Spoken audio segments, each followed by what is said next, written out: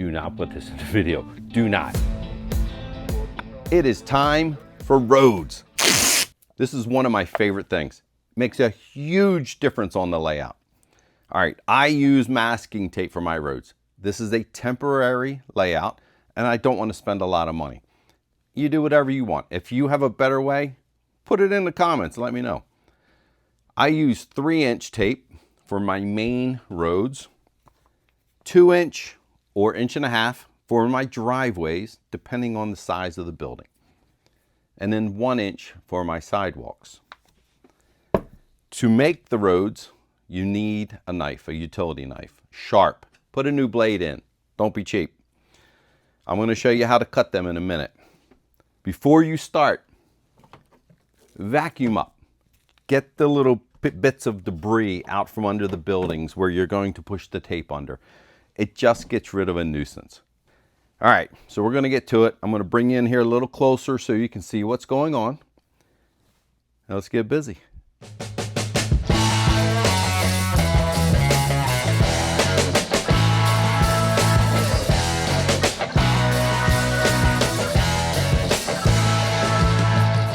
And there you go. It is that easy to make some quick roads. Remember, when you are cutting, do not press down too hard. This knife will go right through that tape with ease. You don't want to cut the green paper. If you cut it a little bit here and there, not a big deal. But try not to cut it all.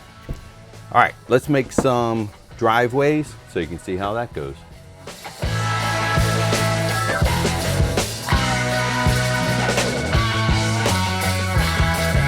All right, I hope you understand how simple this is.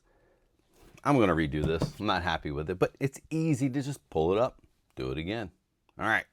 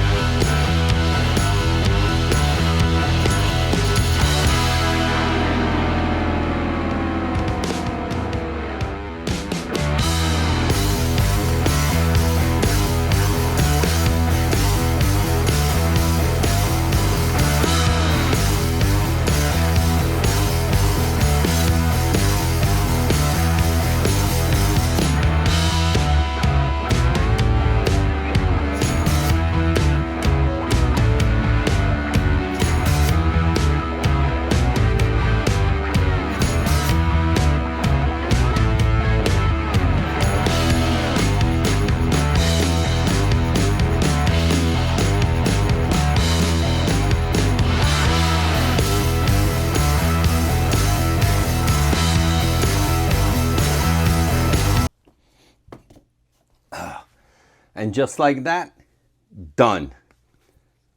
It's not just like that. It's been 3 nights, 3 pretty long nights. This is a long process. It's a lot of cutting, and especially in the amusement park.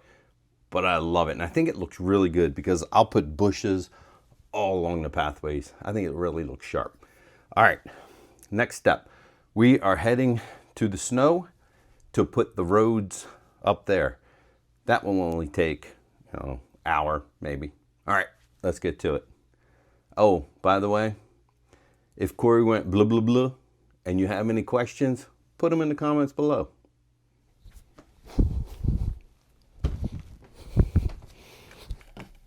Here we go with the snow roads. This is my method. Might be a little crazy, but this is my method. I use posterboard, black posterboard. What I do is just lay it over top, draw roughly where I want the road to go.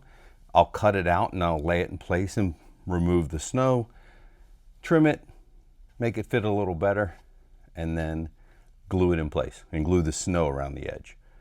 So let's get to it.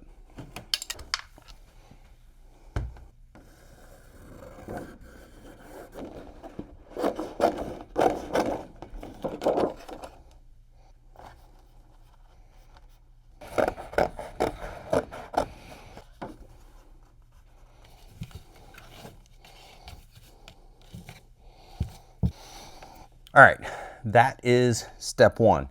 Now I'm going to let the glue dry and then I'll come back and touch up the edges of the roads and pull some of the snow off and clean up the edge a little bit. All right, now I just have to continue on, finish probably 3 more pieces of paper and we're done.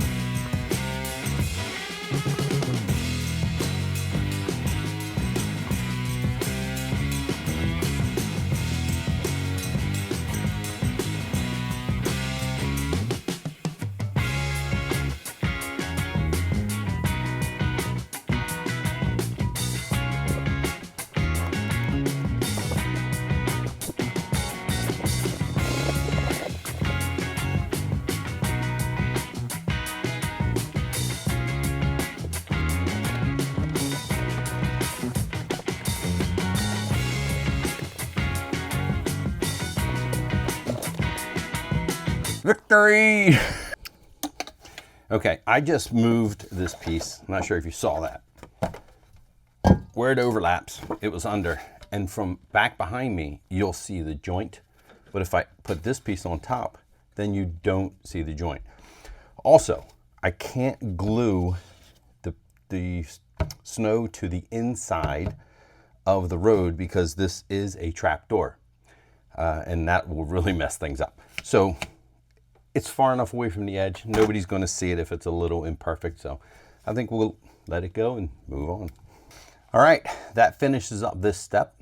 Next step is streetlights. That is the last of the major wiring to do. And then we move on to decorating the top surface. All right, here we go. We have finished roads. It is now time for streetlights, the last major wiring to do. All right, so in the Snow Village, I use these little lights that have a wreath on the front. These work off of a 4.5 volt transformer. Label, label, label. It's just a little plug-in transformer. In the amusement park, I have these little Santa Claus hat lights. I think they're nice. They're fun. I just place them everywhere evenly. They also work off 4.5 volts. In the residential area, I use these more traditional lamp posts that were made by, I think by Lionel or maybe Lifelike, I don't remember. Just has a 0 to 14 or 0 to 18 watt bulb. These I changed to LED. We'll see how that works out. We already talked about that. And then for the city, I like these traditional Lionel style lamps. These were made by MTH, but same idea. I leave my wires permanently attached so I don't have to mess with these little screws. I also add this little banner with tacky wax. And I don't think they make it anymore. At least that's what I'm told. But I found another product. So it adds a lot. I like it. All right. We are going to get busy putting lampposts in. So let's get to it.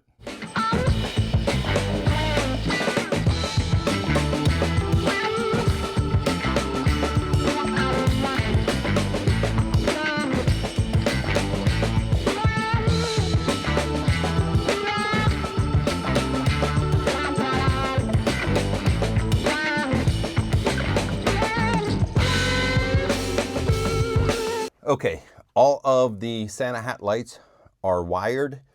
We're here to the very last one, sticking through here. They all hook into these little boxes. This is how they come from the store. There's 4 or 5 lights attached to each box. I just cut them so that I can extend the wires, do whatever. I don't recommend this. I'm not an electrician, but this is what I do, and it works. Let me get the last one hooked up. Then they plug in to one of these adapters.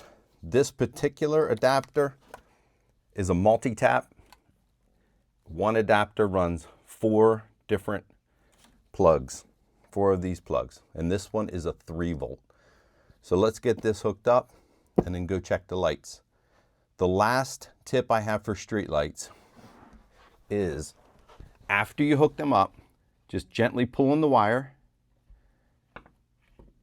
I don't know if you can hear that, but it stands up.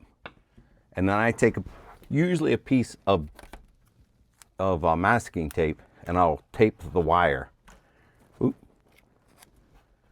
Just like that. That way the light doesn't fall over.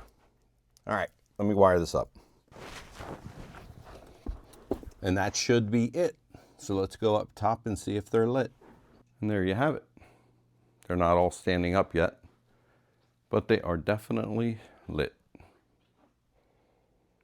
All right, one more task done. Let's move on to the residential streetlights. All right, we've moved over here to the city. We're going to do streetlights. We have a lot of these Lionel looking lights, but these were made by MTH. I have them positioned about where I think they should be. As you move away from the city, we're just going to use the traditional Lionel or Lifelike. I don't know who made these. Put it in the comments if you know. We're going to use these in other places outside of the city. All right, so we are going to drill some holes, wire some lights, and hopefully this will be done in the next 45 minutes to an hour. All right, let's get to it.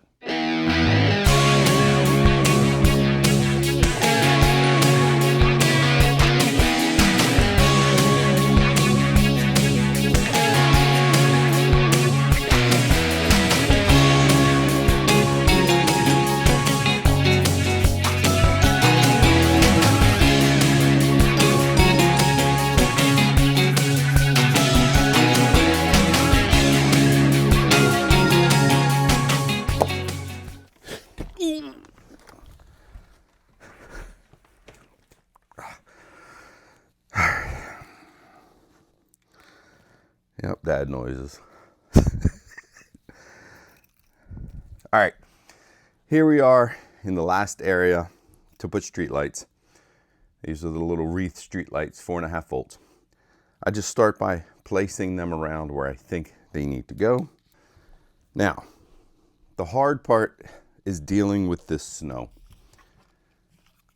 You have to cut it wherever you're going to put a light. You have to cut the snow, pull it apart. That way the drill bit doesn't tangle it and yank it all and make a mess. So I think I'm putting one right there. Ooh, that's not good. It got all wonky on me. I gotta have to get a new drill bit. All right, I'm back with a new drill bit that works. So on the bottom of these lights, you can't see it, but I put tacky wax. That way, when I push them through, I can stick them in place and they won't move on me. Now I need a shop vac. All right, you have to vacuum the sawdust up, or the drilling bits, so the tacky wax will stick to the paper. Hold your ears.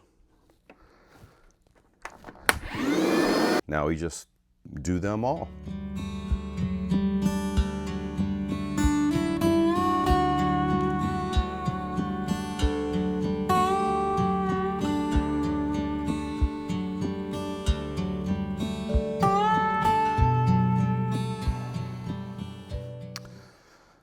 And there you have it. I tied it up to snow a little bit on my way out. I have to put some lights down in the very front, and then we are done, except for hooking them up. All right, let's get to that. All right, here we are, the very last street lights for this year. So that's a big thing. And don't forget the wiring in this area. I talked about it, but I'm not sure I really showed you it. We have this access panel. And remember when I did the road, I had to make the road go around this access panel. So this worked out great. Okay, so street lights. Maybe 1, 2, 3. I think that'll work.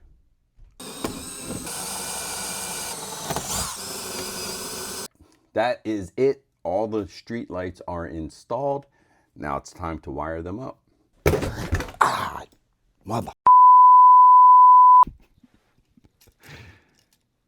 Tonight we finish electrical. This is night 7 or 8. I've lost track.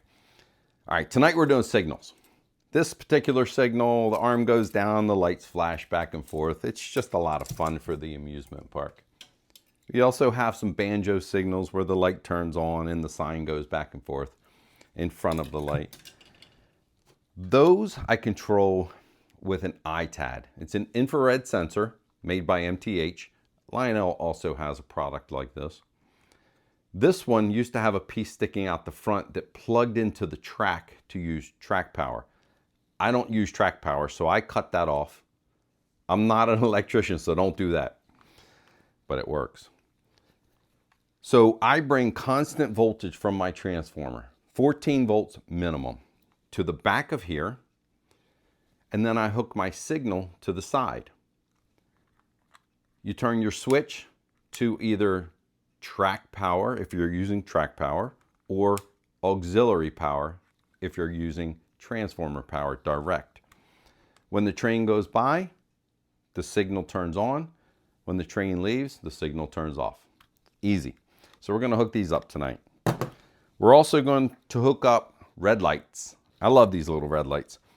They turn on and if they come in pairs and they alternate. When one's red, the other one's green. They turn yellow. It's really neat. They hook up 14 volts, and then you just have to wire your color for color.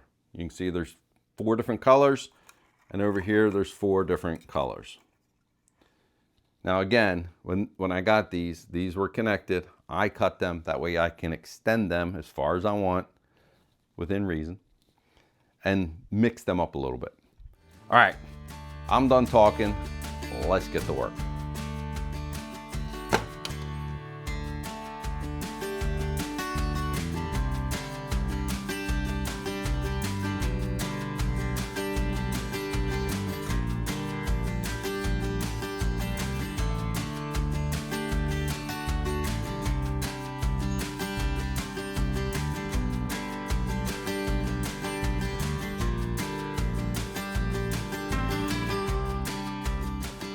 All right, here's the wires we just pushed through for the red light. They get hooked to this box. The red and black are power. We're going to hook it to this circuit. This is the 14 volt animation circuit. We're going to hold this box up here using our plumbing strap. So we just cut a piece.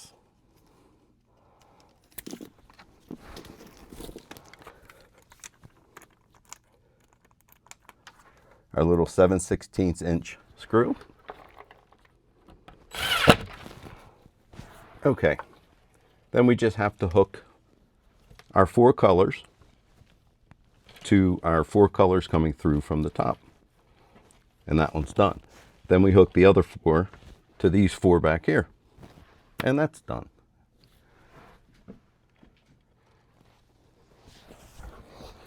And that quick, they are hooked up. Let's go test them.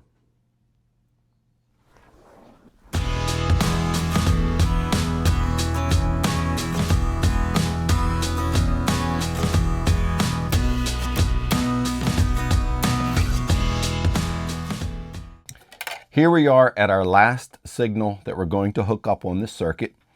My wires are permanently attached to the bottom. Red is hot, white is neutral. I've already drilled the hole back there. We're going to screw them in place with a 1-inch by number 4 Phillips head pan screw. As long as it doesn't stick through the plywood, use whatever you have. I've already pre-drilled my holes for the iTad over here. Again, I cut the front off so I can place it anywhere. I think earlier I pointed to the back when I said power, but for auxiliary power. The side is my auxiliary power. So 14 volts or 18 volts, whatever you're using. The switch on the side goes to the front for auxiliary power. The back is where your signal gets hooked to. So these 2 wires and these 2 wires will be hooked together. White is common, red is normally open. And what that means is there's no electricity flowing through this switch until this infrared sensor is activated. Then that switch closes, sends electricity over to this device. You can control how long that power goes by this little screw. All right, let's get this put in place and hooked up underneath. Whoops. All right, let's go underneath. Here we are underneath. This is my power from the transformer, neutral, hot. This is the power to the iTad. This is goes to the device, which is right here. So we're going to hook up our power first. White to white, red to red. All right, then we're going to come from our iTad, normally open, to our device, which is the banjo signal. Twist them up. And that quick, that is wired up. That is our last device. All right, let's go see if it works. And the moment of truth is here. There you have it. As long as my hand stays in front of the sensor, it will keep moving. As soon as I remove my hand, it should stop, depending on the adjustment of that screw. What was that, about 2 seconds? Maybe 3? 1001, 1002, 1003. So I can increase that or decrease it by turning this screw. So that's all the way clockwise. That was about 4 seconds. Let's go all the way back now, see what happens. 1001, 1002, 1003.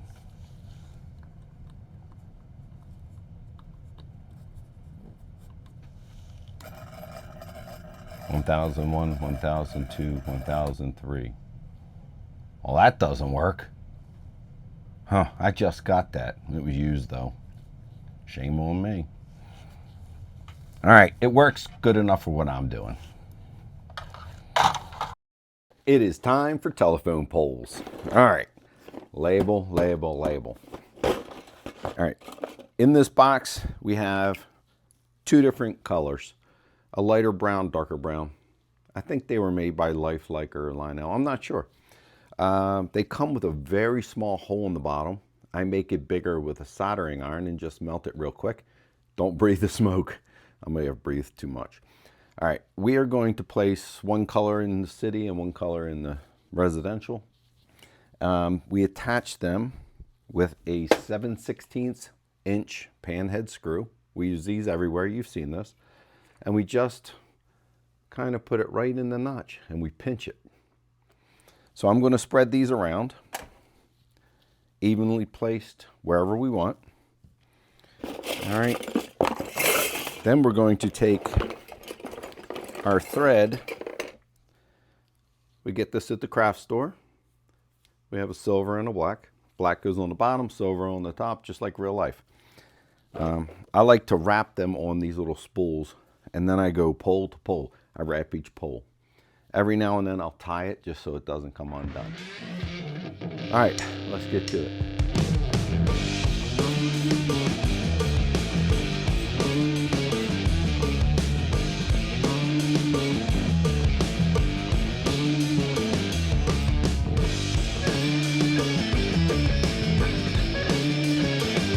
Okay, I think I have that layout pretty well done. On the corners, you have to turn them a little bit so the wires can make the curves, and where it intersects, you have to have some way to make them go around corners. All right, you'll see in a few minutes. All right, I'm gonna screw these down or tack them down, so I'll get you a close-up of that.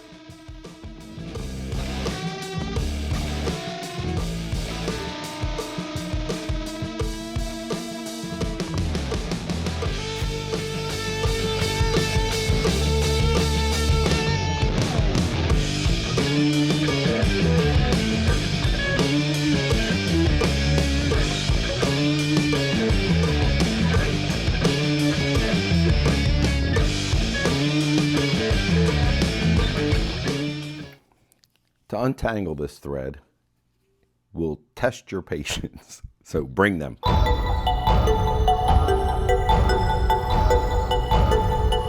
right, take off these little bands.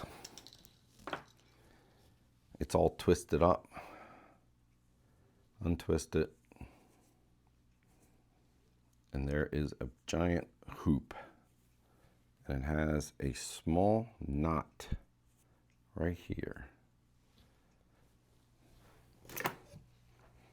Oops. Cut that. Pick one of the ends and start unraveling slowly.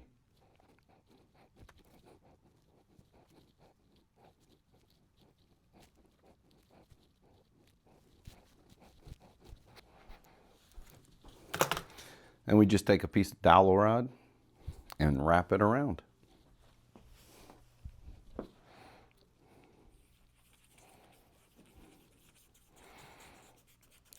This takes a little bit of time. If you have any better ideas, put it in the comments.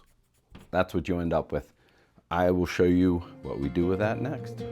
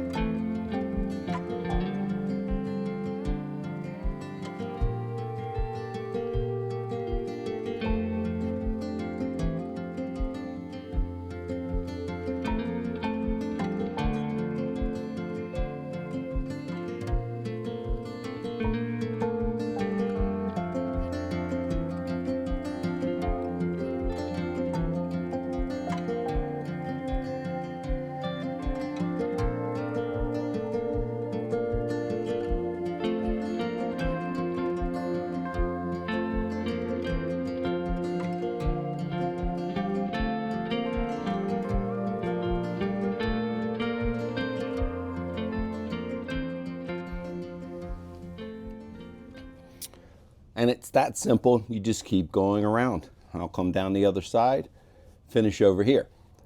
The one thing I am going to do, I'm going to put in my broken telephone pole. It's like a car accident. I have a car up against it, wires hanging on the ground. So I'm going to put that right there.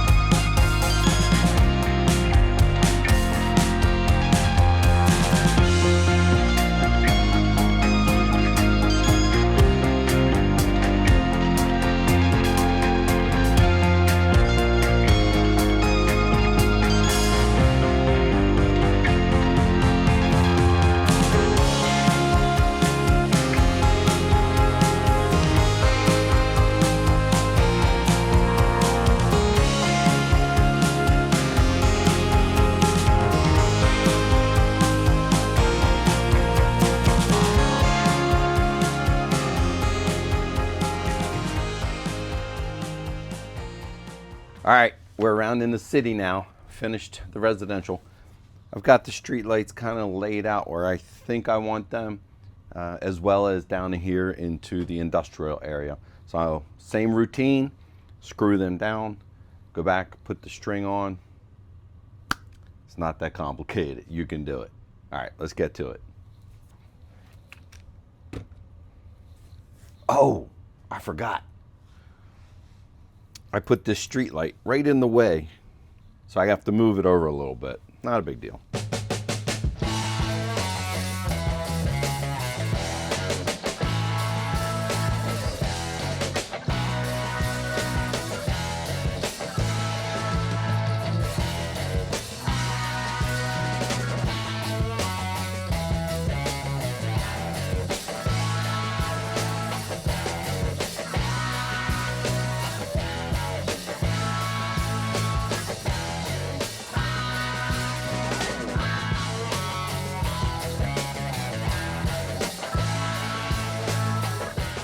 Everything is screwed down. Let's go ahead and put some strings on, and telephone poles are done.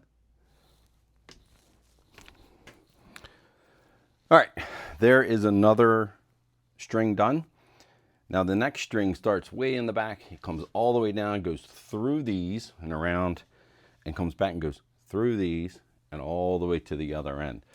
So I didn't want to have to try to tie over there while there were strings in the way. So it's easier just to wrap and keep going. All right, let's go to the back.